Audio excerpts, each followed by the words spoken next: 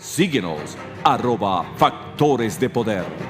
Suscríbete en nuestro canal de YouTube. Activa las notificaciones y mantente informado.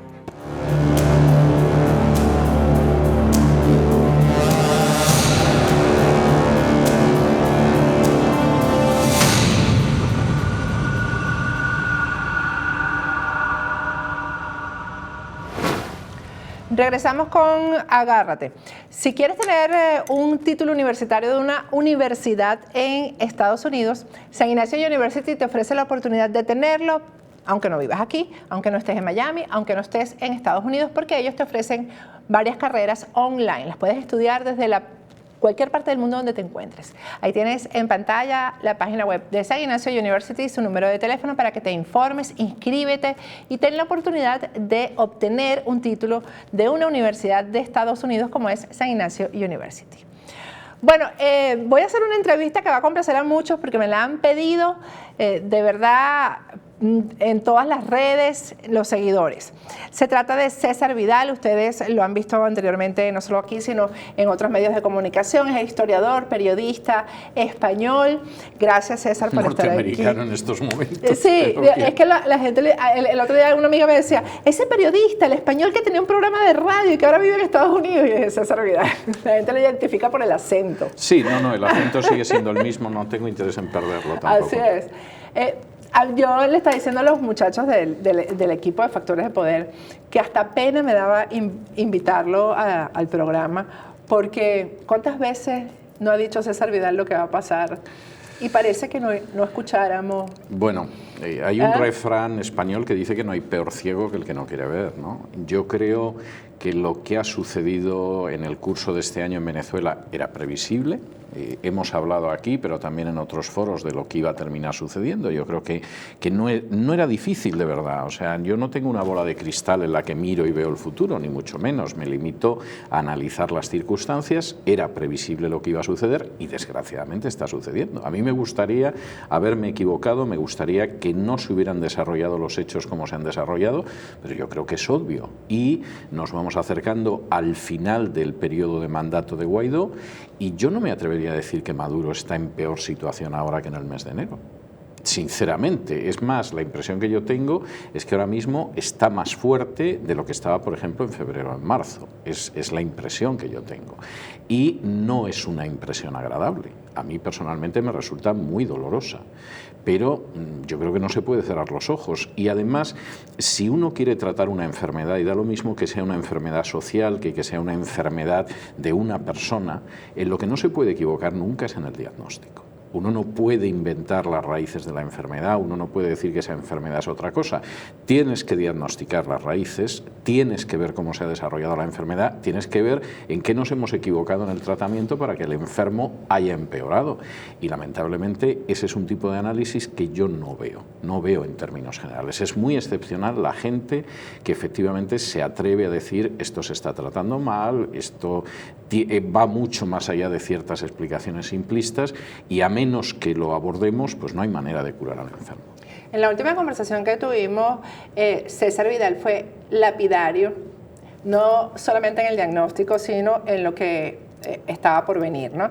Y todavía la oposición, representada por Juan Guaidó, no se había sentado a dialogar cuando tuvimos esa conversación. Pero era evidente que lo iba a hacer. Es decir, vamos a ver, es que es de estas cosas que dices, no debería sorprendernos, nos puede entristecer, nos puede apenar, puede hacer que nuestra perspectiva sea más pesimista, pero eso era algo que se veía venir. Se veía venir por los mismos pasos que daba Guaidó. Es decir, Guaidó que empieza a intentar ganar a ciertas personas ofreciéndoles la impunidad, que cuando esto suena muy fuerte para algunos, porque claro, dices, bueno, torturadores, asesinos, narcos, etcétera, a esta gente se le va a dar impunidad. Bueno, Guaidó pliega algo de velas y dice, bueno, vamos a ver, pero se ve que efectivamente la idea era, si finalmente aquí no hay una intervención armada, y la intervención armada era clarísimo que no se iba a producir, por más que se insistiera al respecto, si esto no se produce, vamos a llegar a pactar.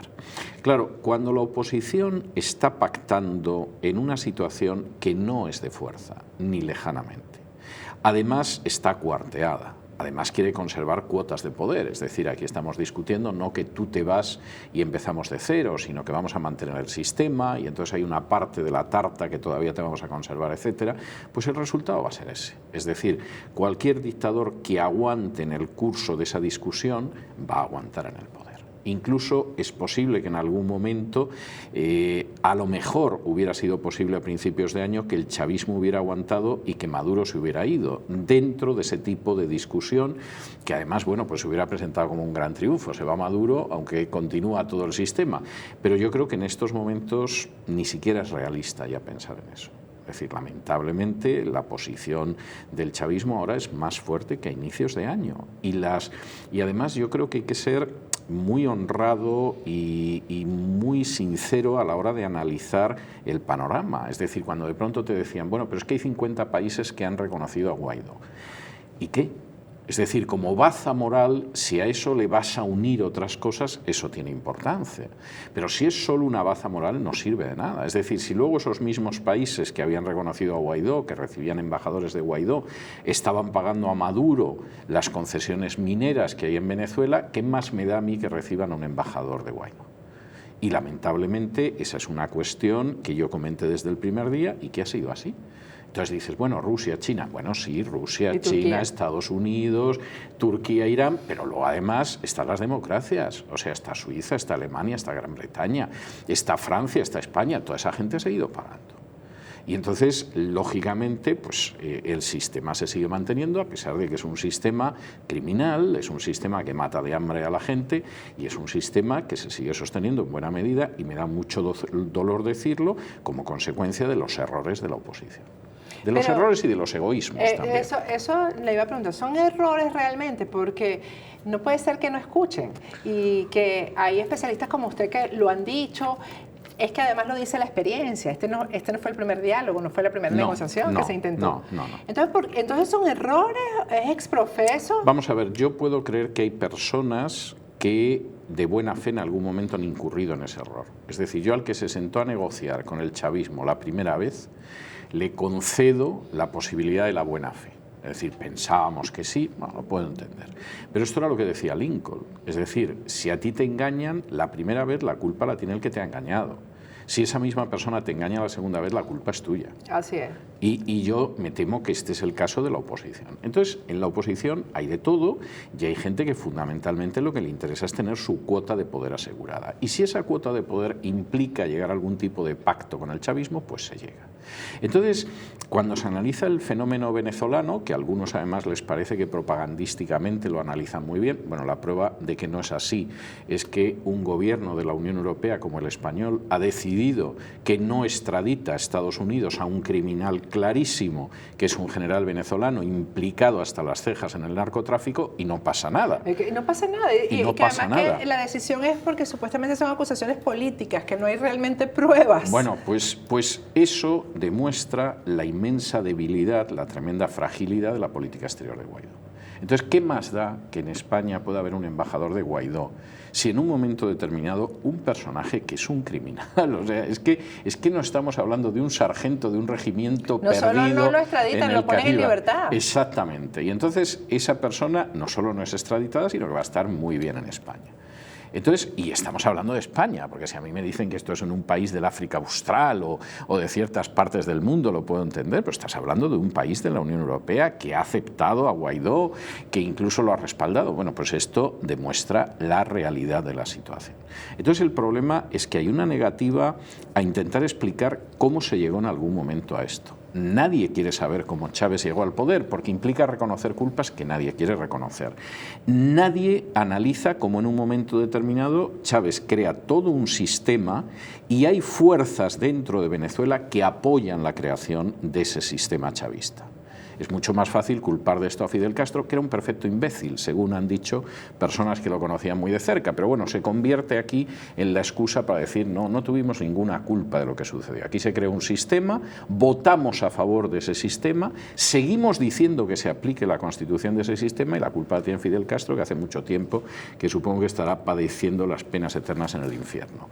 Y en estos momentos seguimos en una situación en la que la oposición no está a la altura de las circunstancias. circunstancias. Y esto es lamentable cuando hay millones de venezolanos que han tenido que abandonar su país y cuando los millones que viven dentro de Venezuela mayoritariamente están pasando por una situación de falta de libertad y de miseria absoluta.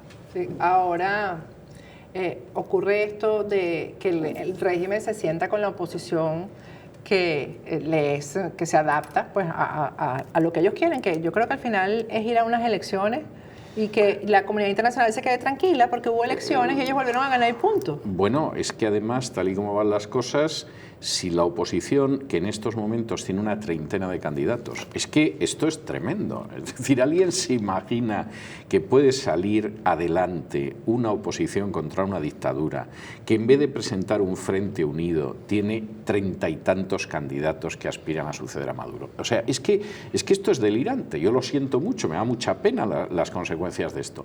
Pero esto es un delirio, esto no es realista. Bueno, Juan Guaidó reconoció, por ejemplo, que lo que él había propuesto, o sus representantes en esa mesa nacional por Oslo, era que salieran Maduro, pero saliera él también, que viniera un gobierno de transición para después entonces todos ir a elecciones. Sí, bien, eso no hubiera sido mala solución, pero si yo fuera Maduro, ¿por qué iba a aceptarlo? Es más, si yo fuera el chavismo, incluso hasta me podría plantear que puedo hasta sacrificar a Maduro en una situación desesperada, pero no sacrificar al sistema.